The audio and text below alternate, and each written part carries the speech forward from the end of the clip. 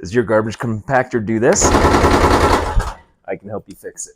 So the first thing you want to do is remove the switch here so that way you don't hurt yourself. Second thing, let's get the top off. Pretty much all compactors are going to be the same to some variation, but you want to get this off first.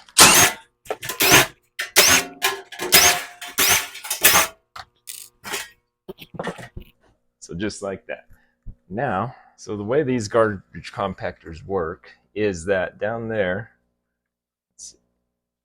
is a holder and a screw, and on both sides you have this screw, and that's what pulls down your garbage compactor, this block here.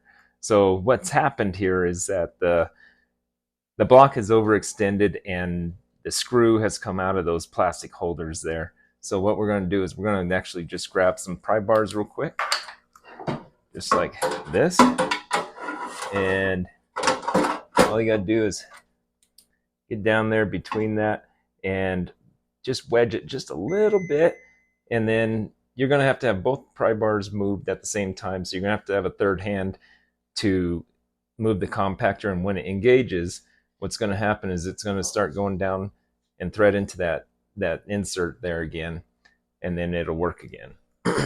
After that's done, you're going to want to take your limit switches and do a little bit of adjustment so it does not do that again. So basically what I'm doing here is I'm putting it right up against it.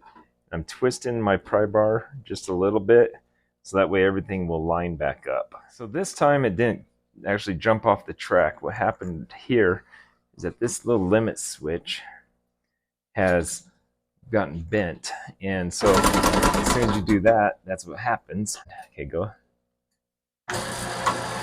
Now see how that just made that stop. Now while that's going down, I'm going to bend that back into somewhat of a shape, and it's going to come back up.